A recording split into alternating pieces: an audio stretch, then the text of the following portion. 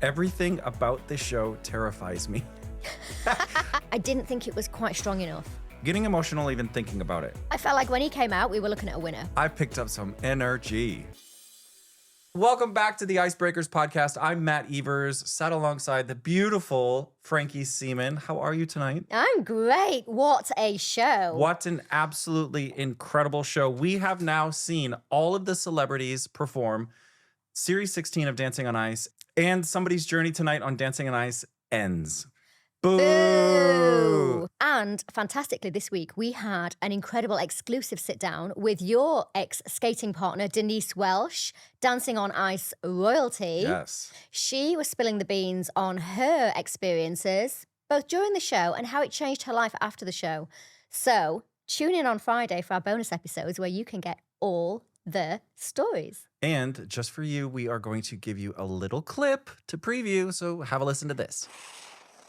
And I always say to people, oh my God, you know, my memories of that show are, I was terrified a lot of the time, but the fun we had will stay with me forever. And I think what a shame if you don't, you know, if you don't have that bond with your partner, because this thing people talk about, the bubble, you know, it always sounds a bit pretentious if you haven't been in the bubble of one of these shows, but literally your real life has to trail behind your Dancing on Ice life.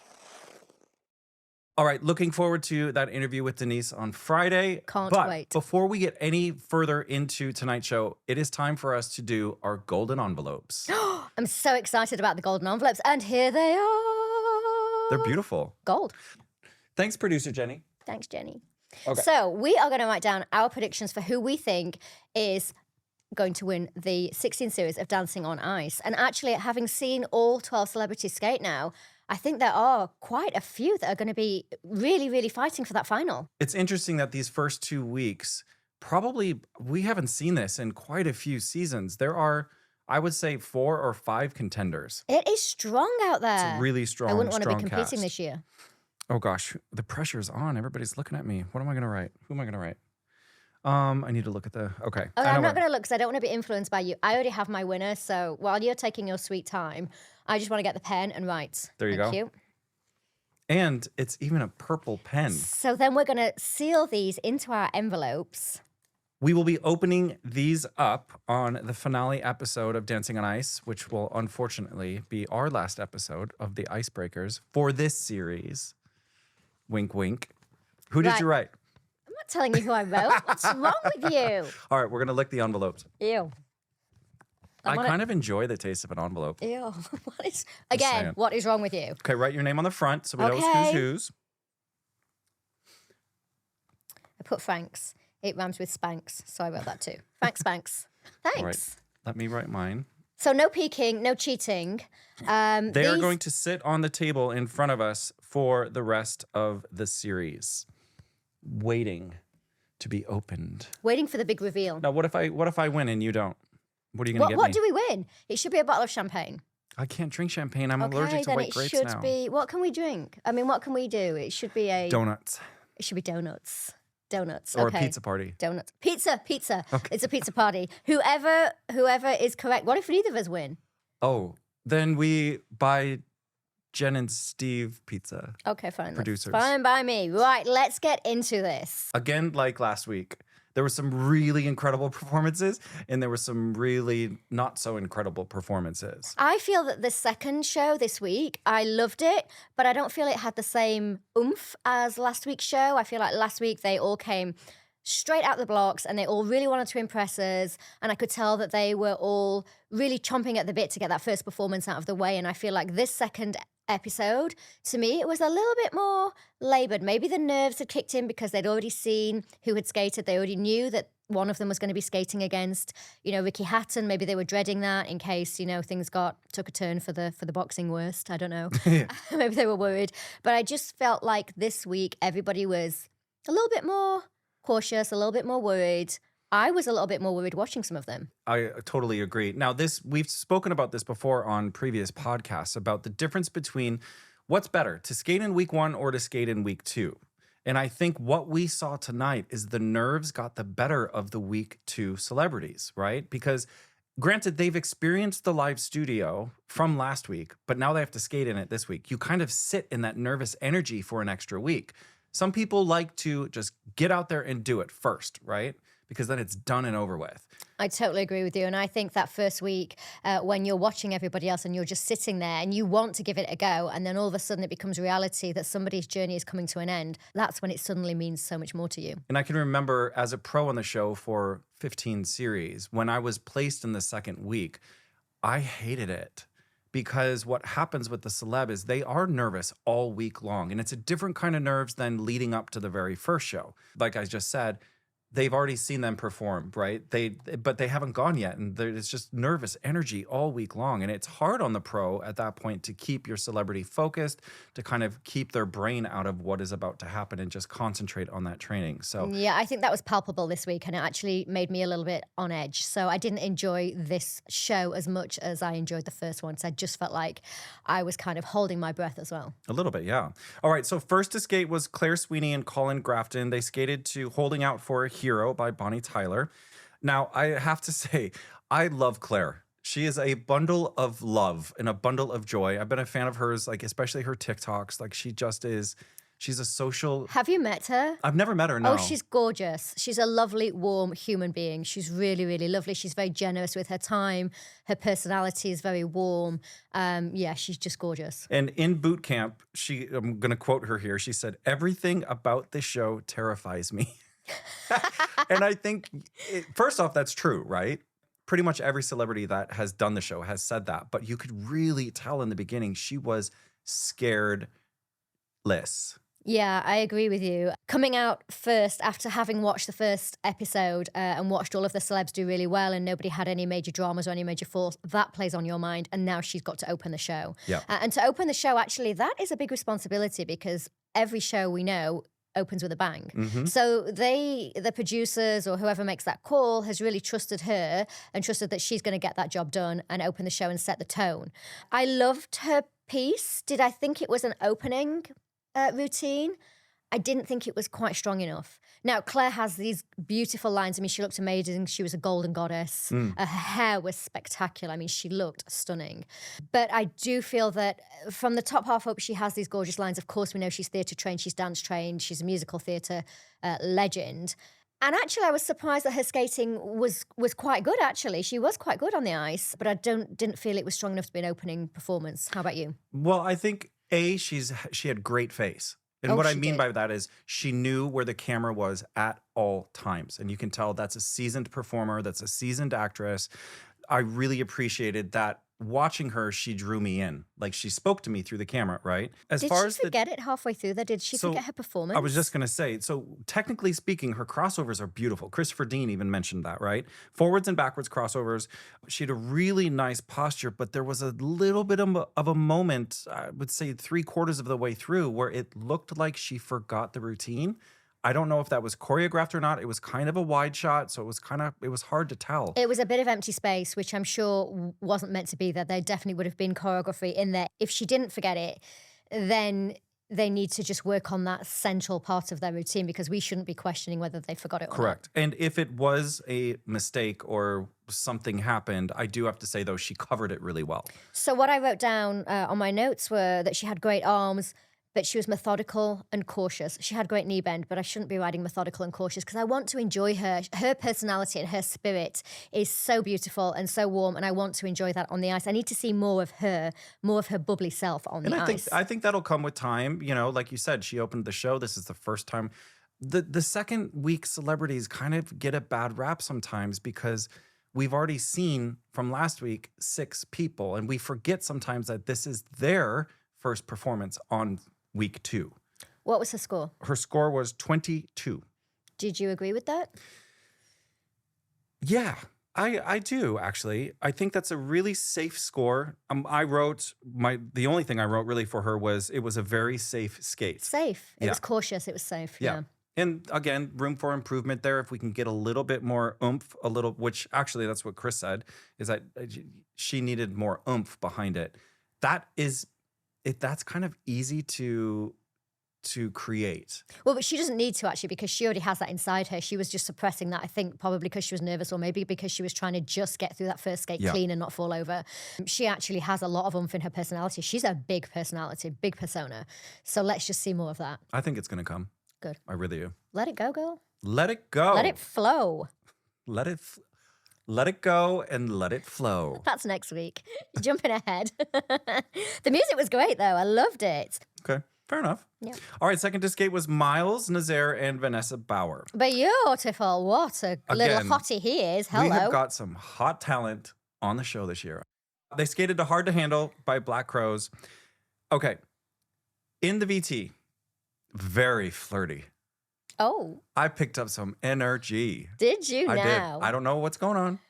Oh, you mean between him and her? No, not us. Oh, sorry. Girl, I'm gay. I didn't know that. You just outed yourself. I am shook. Yeah, between them. Okay. I thought you meant him with everybody. Right. No, she was giggling all the time and she was like, my cheeks hurt because you just make me laugh so much. And I loved it. I'm here for it. I feel like you're spilling the insider tea and I like that. I don't have it. Well, they're a cute couple. They're stunning. I mean, if they had cute little babies, I'd be all over that. It'd be amazing. Incredible. Instagram ready. I mean, when I saw him step out onto the ice, I was like, this is one to watch. Camp. In boot camp. Yeah. I was like, he is one to watch because you could tell he just was ready to embrace it and he was ready to go. He was straight out the package. Good to Absolutely. go. And he's gorgeous, right? Now, unfortunately, as we saw in the VT2, he dropped Vanessa in what looked like maybe a day or two before. It could have actually been a dress rehearsal because of the lighting that was on the studio. That throws, and we spoke about this last week, that really can throw a male celeb off kilter. That definitely had that effect on this couple. I think you're right. I think it was right before the main performance or the day before the main performance, and it probably kept him up all night or was playing on his mind. Because I have to say, I was expecting him to be exactly the same kind of energy that he brought to boot camp. And actually, when he came out, he was great when he was on the car. And I was like, here we go. Let's see what you've got. Let's see what you've got. And then he kind of underwhelmed me. I'm sorry. Well, you don't have to be sorry by any means. I think I agree to a certain extent because, like you said, that opening pose of him on the car, and I was like, oh, God, here we go. This is going to be great. The longer it went on, the less impressed I became. I kind of feel like it just fizzled out. And that could be an endurance thing because, yes, he's fit, right? Like, he looks like he could pick Vanessa up. He's young. But I think, too, something that a lot of times the pros don't train is the performance endurance. You have to keep that energy going up until the time you take that final bow. And once he got on the ice, obviously he's now thinking, even though he's confident and he was a good skater, he's obviously now thinking about the technique. He's playing on his mind that they've had an accident previously. I think we felt that, and you're right. It wasn't that the performance fizzled so much, it was the energy in the performance fizzled for me. And I was just a little bit underwhelmed. And I really was rooting for them. I really wanted them to be great because I want somebody to be able to take on the Ryans of the competition. And I want to see that head to head. I want to see them go against each other and be equally great and spur each other on. And I didn't feel he quite hit the mark. But I think he's got masses and masses and masses of potential. Absolutely. Now, the choreography, Vanessa is so well known for her choreography. I loved it. Technically speaking, his extensions are exquisite.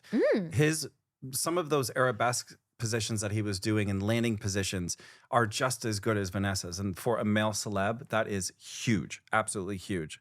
It's a strange thing with Miles because he has this confidence about him. You know, even when you can hear him speak, you can tell he's very articulate. He's very confident on camera. He had a confidence on the ice when we saw him in boot camp. Amazing. And then all of a sudden when he skated in the show, I just felt like he was just holding back, maybe. And again, that could be from the fall. But you know what? When you look that good, who needs to go all out? Right? Now, they scored a total of 26. It was basically 6.5s across the board. Big score for week one as well. They ended up third on the leaderboard. How does that compare to Ryan's performance last week? Because these two are going to go head to head. You know, they're the two young, hot males. Personally, I feel that Ryan just felt a little bit more polished. I agree. But how did the scores compare? Oh, scores compare, sorry.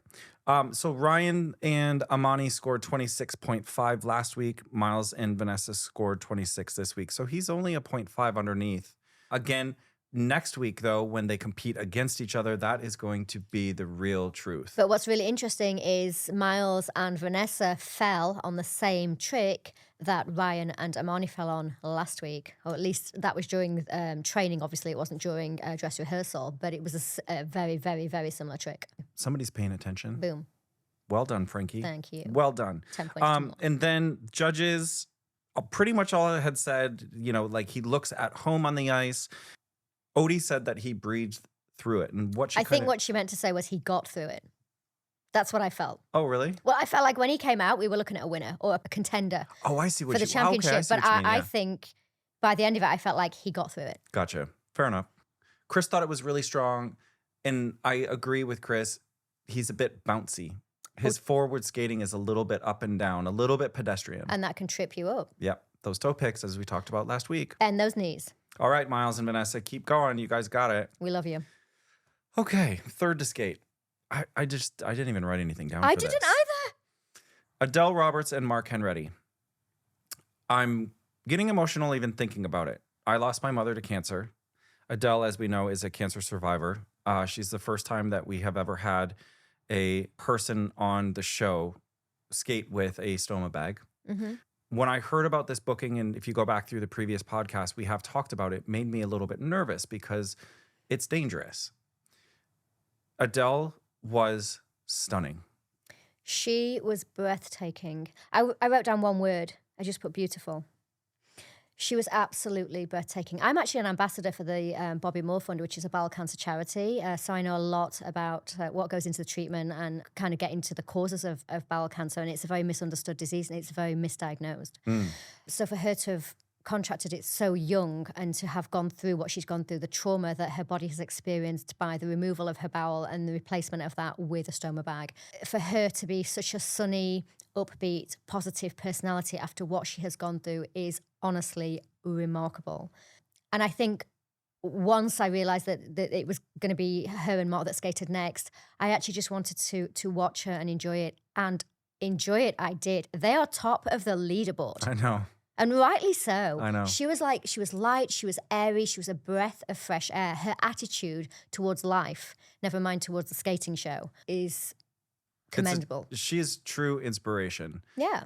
I mean, even outside of the ice. And what really got me was she was saying when she was in recovery, she used to train outside Ali Pali. And if you don't know at home, Ali Pali has an ice rink and we use it a lot of times for dancing on ice. So Ali Pali has a massive hill that she was running up. Yeah. That's incredible in itself. And then she said that what she would do is when she'd get to the top of the hill, which is where the ice rink is, she would visualize herself beating cancer and learning to ice skate. And she would visualize the chemo draining through her body. I mean, what a woman. I need some Adele time. I'm speechless. I mean, I don't know out of 16 series if we've ever seen anything like this. And it's pretty special. And what a pairing. Her and Mark Henretti, I couldn't be more pleased because Mark is such a caring, warm individual. We know he's got the choreography. I mean, his choreography is spectacular. Phenomenal. Exactly that.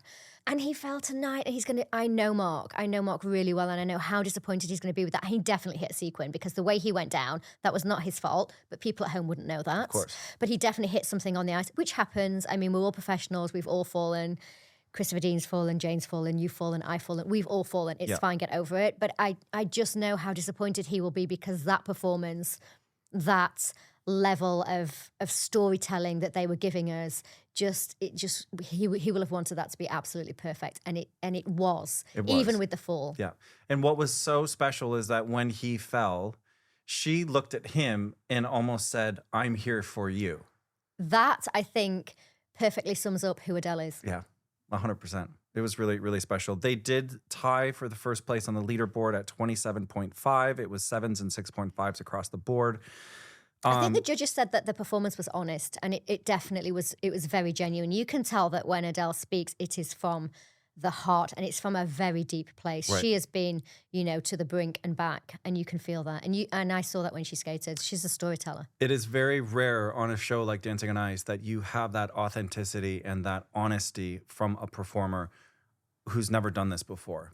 And I want to celebrate with them. She's celebrating life and she's bringing that to the rink because she's so happy that she's on the show. I just want to celebrate with them. I don't even want to write notes. I just want to watch. Yeah, same. Fly high, Adele. We love it. More of it. Bring it on. I'm voting for you, Adele. Also, I really like the little blue outfit she was wearing. Super cute. Yeah, and so it was the blue cat suit, which we can kind of compare to maybe Hannah Spirit's last week. Yeah. But I felt on Adele, it was just a different line to it completely. And her and Mark are so well matched, you know. They look great together. They complement each other perfectly. They have the same kind of lines. I am just in love with this couple. Me too. Boom. Agreed. All right. Go on, Adele. Go on, Adele. All right. Next up, we had Ricky Norwood and Annette Dittert. They skated to Body Groove by the Architects and Willies? You're giving me the willies. I don't know, but I loved it. It had a street vibe to it that we don't often see on Dancing on Ice because that's a really difficult genre. Hard, man. It's hard. It's a difficult genre to bring to the ice, right? You have got to be able to get down with your bad self. So I loved it a lot because I just liked the music and I liked the vibe that they were bringing and I liked that he was like fully 100 million% committed to his streety vibe. Like, bring it on. I will give you that. 100% commitment. Skating wise, I was really disappointed. I know. Really disappointed. I love Ricky. I've met him quite a few times. He's such a great guy. However, okay, so we see in those boot camp days when they first get on the ice and you're like, oh, wow, they're not going to get it. And then you always think, oh, but they will. And granted, yes, I almost feel like he's the most improved for this week. I agree. Right? I agree. And he can skate. It's just really, really raw. He has got to catch up fast. I feel like maybe he's just about turned that corner where he's getting it and he's no longer fearful of it because you can tell there's a lot of fear in him. Yeah. Odie did say that he needs to continue to work on the skills. He's got to focus on his skills. My question to that is there time? No. Because the show, the rocket has launched and it doesn't stop for another 9 weeks. When you compare him to Adele, Adele's basics were smooth like butter. And then you watch Ricky afterwards and he was shaky. Yeah. I was shaky for him. And even outside of the choreography was very stiff. And like you said, it's street, it's hip hop. It still can have a little bit of movement, but I'm going to hound him too for the amount of standing still time while dancing. Oof, that was a lot of standing still time. Fair enough, it's week 1 for them, even though it's show 2, but it's week 1 for them. They will learn, and I think, and this is my thing that I probably have said 4 or 5 times already on this series of the podcast is, if you're going to dance with forward movement. Even if it's just a 2-foot glide, just do that with the arm movement as opposed to just standing still, because anybody can dance on the floor. It doesn't read well on ice. You have to be moving. We're a fast sport. Yeah. So you need to get a move on, Ricky. I really love that he was fully committed. I've said that already. Ash said that the performance was great and he is a street dance specialist. So that's high praise indeed. Totally. But you're right, 100%. It was a lot of standing still. I have to say though, I loved Annette. She's a new pro on the show. Welcome, Annette. Loved her. She was so cute. She's great. Yeah. You could tell that she's going to fit into this machine really, really well. And if I can give you any advice, Annette, try and get extra ice time with Ricky. Yeah, depending on his schedule. Or work on the floor. Yeah, or even that. Or, depending upon his filming schedule or whatever he's up to now. But I really want to get behind Ricky, and I know I am behind him, but He's got this really cute, personable face. Like, I just want to sit down and have a drink with him because he looks so much fun. Like, he looks like he's going to be a great And I think guy. he's, like you said, he's kind of at that tipping point. Like, we could see next week he gets it, right? Because it's a matter of sometimes with people's skating skills, it's like one day you're like, oh God, they're just never going to get it. And then literally they'll come in the next day. It typically happens over a weekend when you've got a couple of days off. Mm-hmm. They come in the next day feeling refreshed and it just clicks. Who gets the day off at the weekend on Dancing on Ice? Well, they don't. A Monday. Maybe they're Monday. Monday afternoon, maybe, if you're lucky. They're Monday or they're Tuesday. Wow. And then, like last week, the audience booed the scores. He got a score of 20. It was pretty much 5.5. Well, it was 4.5 to 5.5. I feel like Ricky's mom was leading that boo. She was the best. I want Ricky to go through to the final because I want to see his mom every week. Yes. She was the best little cheerleader. I love her. And knowing and having met Ricky a couple of times, he's definitely a fighter. He's not going to give up. So I'm looking forward to what Annette and Ricky are going to come up with. More positivity to you guys. All right, then number 5, Lou Sanders and Brendan Hatfield skating to "Hung Up" by Madonna. Great track. Great track. They were in kind of like a ballet motif, 80s ballet-ish workout gear. Gym leggings. I was getting strong Olivia Newton-John vibes, or let's get physical type of vibes. Yes. I loved it. I loved the outfits. She has been a roller skater. Yes. So we can see that she was already strong from day one. She definitely had her feet underneath her and she was confident. She's obviously fallen a lot with roller skating. So you can tell that she wasn't scared. She was a very sunny personality. I just expected a little bit more from her. From what I saw in boot camp, I was like, oh, this is going to be great. She's actually going to be a good skater. And then I don't know what happened. She was a little wobbly. I completely disagree with you. I have to say. I feel like there might be a divorce here. A divorce? No, never. Okay, so boot camp, yes. Decent. Good. She's a trier. Yeah. And she wants to try everything. Yeah. What I loved is her attitude. That is a winning attitude. Yeah. Never says no. Never I did says write down can't. that she was very sunny. Yes. Yeah. And I think my biggest thing when I was teaching the celebs is the use of the C word and not what you think with that, but it's can't, right? When they say, oh, no, I can't do that. Yeah. Well, have you tried it? No. Okay, well, let's try it first, and then we'll see how we can modify it, make it easier or whatever. You might get it on your first try. She just kept going. Yeah, she did definitely have a great attitude. And I think that came from her roller skating background. She was very confident. She did a lot of skating by There was herself. tons of content. I mean, I would say half the routine was on her own, so she wasn't using Brendan as an assistant. Forwards and backwards crossovers. She did pivot. There was solo skating. She did those little jumps, 2 foot to 2 foot. And then she did jumps. Now, here's my thing. Lou, I think she's a diamond in the rough. Do you? I think it's like when you find a diamond in the side of a mountain and you're like, oh, that's a rock. But then you polish it and you do whatever you do to get a diamond. I don't know what they do to get diamonds. Cut them. When you cut the diamond. They chew him. I mean, I just think to me, it's obvious that she's not dance trained, and that's okay. Again, I don't mind that she's not dance trained. I feel like she kind of rushed through everything, and she has the confidence that won't trip her up. Some people, if they rush through things, they're going to trip. She's obviously already quite strong on her feet, but I found her very wobbly, and I think it was Oti that said she needs to work on her core because everything she did, I felt like she threw it away. I didn't get to see it finished. I didn't feel like it was solid. I just felt like there was a lot of wobbling in between. What's her first performance, though? I mean, I know, but it's everybody's first performance. I know, but she's not a dancer. She's not. I mean, yes, she can stand on a stage behind a microphone and tell jokes, but it's not movement. It's not. It's not stage school.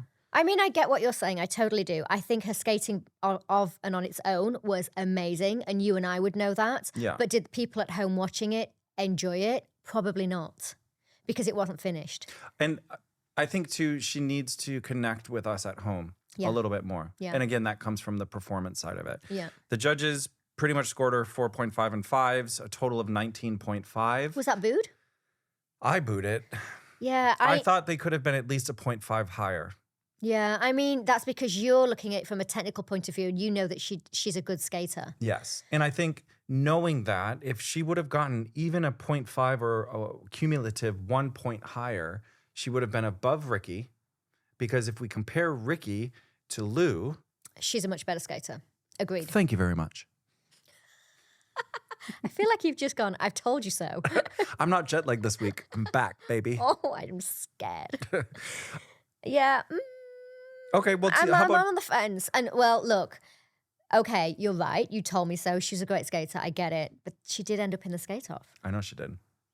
So, spoiler alert, she ended up in the skate-off because I think the public at home felt like I did, that we couldn't really quite get behind her because she wasn't quite finished enough. And actually, when I look at her skating, I'm thinking, this girl is a really good skater. Mm-hmm. But she's just not selling it to me. So I feel like everybody else at home is going, what was that? Brendan, go put the sale sign on the front of her house so that she can start selling it, because I want to get behind you too. Yeah. Dun, dun, dun. What's next? Who's next? It's Eddie the Eagle Edwards. And my God, the Eagle has landed. For the win. We can all go home. The series is over. He's Oh. basically won it. My Lord above. Okay, first of all, let me just talk about him flying in on his giant eagle.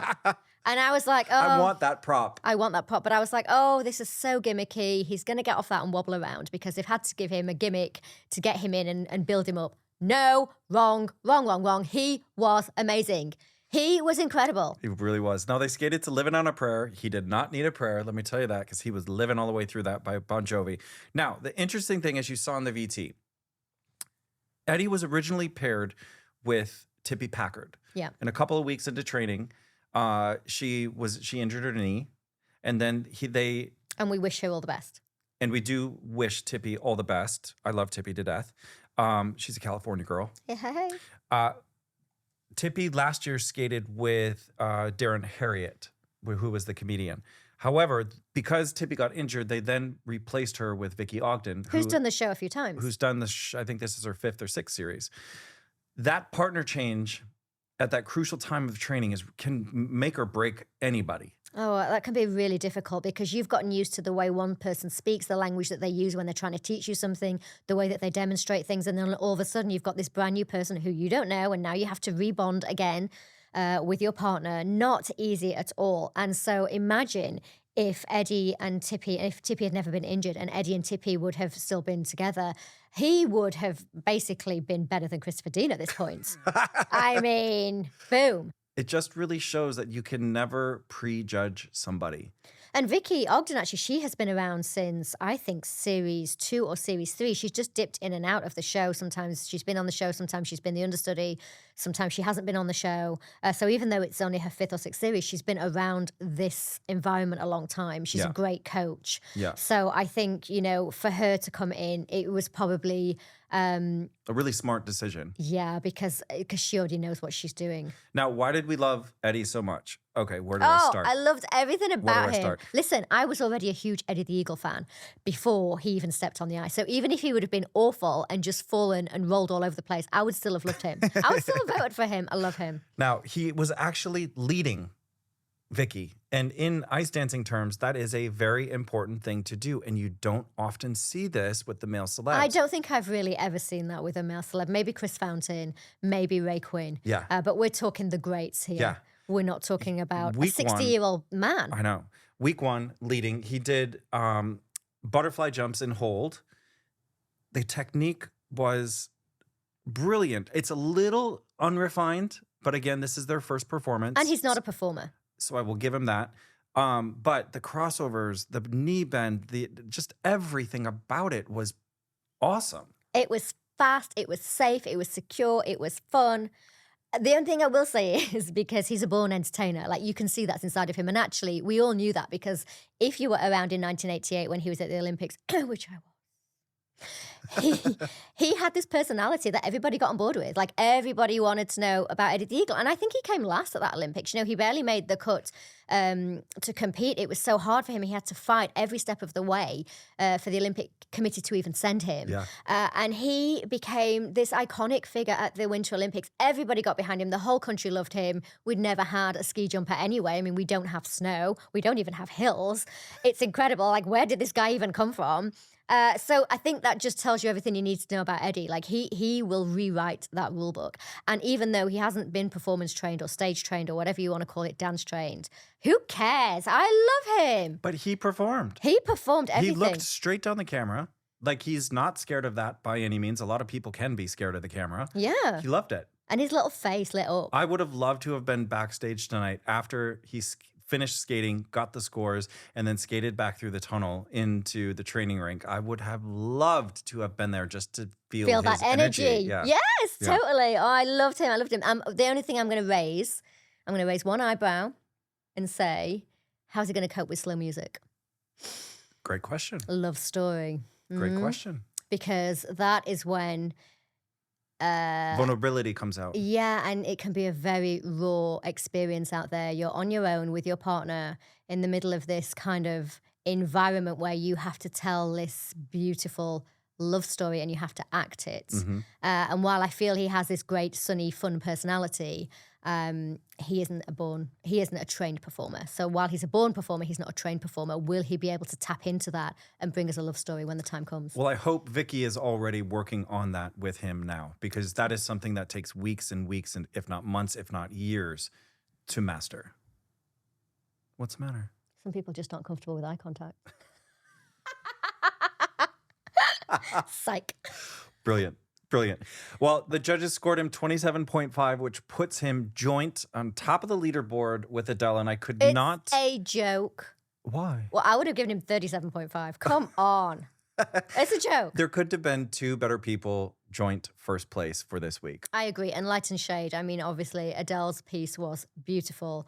Eddie's piece was the absolute opposite of that. It really was. Absolutely brilliant. But let's just say now that we've seen Eddie the Eagle perform on Dancing on Ice, the competition can start. I am ready for more Eddie. As you all know, we are sponsored by Lakeside Shopping Centre, the leading retail and leisure centre in Essex. Just 35 minutes from London, free parking, and over 250 stores to discover. And this week's episode was styled by Quiz. And I'm styled by Police. I need to call the fashion police because you look so hot. Psst. So tonight, the first skate off of the series. Before the skate off, though, we did get to see Jane and Chris perform, which was really nice because we don't typically get to see them skate until at least halfway through the series. So it was fun to see them out there doing their thing once again. Oh, that was an awe moment. Jane and Chris back on the ice, and all my world is now complete. Yeah. And then dun, dun, dun, the skate off. Actually, the skate off is triggering all kinds of anxiety in me because I've been Likewise. in so many. It's not even just the skate off, but when they go for the lineup and the spotlights. And The there's lineup's that, worse. And that tension bed of music that's underneath everything. And you can hear all the audience shouting and screaming for their favorite person's name. And then Holly's voice saying, and the next skater that's safe is literally Horrific. makes me want to run out of the room. And you know what it is as well? I tell you what it is. You're standing there and you're conscious that you're on camera and you're conscious that all the fans at home have been voting for you and you never know when that camera's going to flick on your face. So you don't know if you're on camera, if you're not on camera. So you're trying to maintain this fake smile when actually all you want to do is cry and run away. It's true. And like your cheeks start to hurt and you're like, do I still look good? But then, as they call each name out, you can't hear because it's so loud in the studio. You don't from even the know if it's you or not. As we saw Mark. Mark was like, oh, that's us. That's us. That's us. But unfortunately, Lou was put into the skate off against Ricky tonight. I think what's interesting, and we need to touch on this with the skate off, is that, you know, the public vote can really count here. And I think, you know, on balance, even though I said that Lou's core was a little bit wobbly, she was a great skater. She was better than Ricky. And I think on balance, we probably would have seen Ricky in the skate off. Right. But look, he's got an EastEnders following where Lou is a little bit more niche because she's a comedian. And so I feel like his voters are more likely to watch a show like this. Correct. And I think that's probably what saved him. And I think we really need to talk about that because even though we knew she was going to be the better skater when we knew that she was going up against Ricky, that she would probably beat him, anything can happen. She could have fallen. Yep, it's very true. And as they've said, if you fall in the skate off, it typically means 99% of the time you get voted off because they don't want to see mistakes. Sometimes, obviously, if it's a not too big of a mistake, they will forgive it because their skating is so much better than the other person. But tonight, it could have gone either way. Now, put yourself in Lou's skates. She's standing there in the lineup. She knows that she skated quite well. She definitely didn't fall or have anything major go wrong. And all of a sudden, she's the one that has to skate again. Well, that's terrifying. And to think, because, you kind of know your own worth sometimes too, right? And she knows that she can skate. And then she's looking at the person she's got to skate up against, Ricky Hatton, and she's like, why am I here? Yeah. It doesn't make sense sometimes. And I understand. You could see it on her face. She looked really sad. Yeah. However, Ricky came out first to do the skate off, and I actually have had a couple of questions from some fans of how do they decide who goes first. If you are in show 1, you skate first, and if you're in show 2, you skate second. Now, when we get to a normal week, which is like 3 through 10, it goes off of running order. Yeah. So whoever skated first in the main show then skates first in the skate off. Ricky skated first. In his little velvet shirt, which I love. I mean, I just wanted to give him a hug. I know. I felt so bad for him. He looked more nervous this week, I feel, than he did on week 1.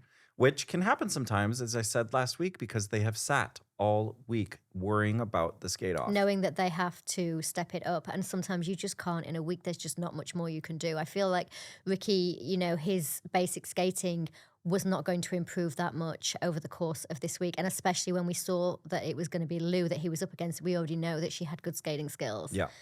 Like I said, anything can happen. You're not out until you're out, and she could have fallen. She didn't. And I feel like Ricky skated. I was a little bit disheartened for him. And like you said, I just wanted to give him a hug because I feel like he knew that this was not going to be his chance to bring it back and to shine. So did you notice that Lou tripped on the way out and Ricky tripped on his way over to the judges? Yeah. And that was just in the skate off. I mean, anything can happen at this point. Well, again, that's the nerves, right? Yeah, of course. And unfortunately, we lost Ricky Hatton. Boo! Boo! The Hit Manhattan. Yeah. Thank you for your time, though, Ricky. I thoroughly enjoyed seeing your skate. What a lovely man as well. And he really seems like a lovely man. Yeah. Well, at the end of the day, this is a competition. Somebody has to leave. Nobody wants to be the first one to go. I think Ricky held himself with great grace. And he spoke really well at the end. He thanked everybody. He thanked Robin, who is a fantastic professional. And really and truthfully, we're really going to miss her. We will. And well done, Robin, for all the work that you did put in with Ricky. Lots of love to you. All right, well, let's have a look at the leaderboards from this week and last week. First up, last week's leaderboard topped with Ryan and Amani at 26.5, followed by Amber and Simon, Greg and Vanessa, Roxy and Sylvan, and then Hannah and Andy. And unfortunately, as you just heard, we lost Ricky and Robin. Then this week, joint tied was Adele and Eddie with 27.5, followed by Miles, Claire, Ricky, and Lou. Now, interestingly enough, I'm very excited to see Lou next week because she's going to have what we call the skate-off syndrome. It makes you a stronger skater and a stronger performer. She has something now that nobody else in that cast has, the experience of a skate-off. She's got the bounce back. And I'm looking forward to seeing Eddie the Eagle every week. Eagle! Well, that's it from us, you guys. Thank you so much for watching and for listening the Icebreakers podcast. And make sure that you tune in for our bonus episode on Friday where we'll be sitting down and chatting to Denise Welsh. And we'll also be deep diving into your questions and comments from over the week. So get involved. And make sure you guys are following us across all the social media platforms. On Instagram, we are at ice.breakers.pod. Facebook and TikTok is IcebreakersPod. YouTube is IcebreakersPod. And if you want to email us, it is officialicebreakerspod@gmail.com. And something very new, we now have a WhatsApp broadcast channel, which you can search us at Icebreakers Pod. Produced by Be Inspired Media, the content and podcast agency.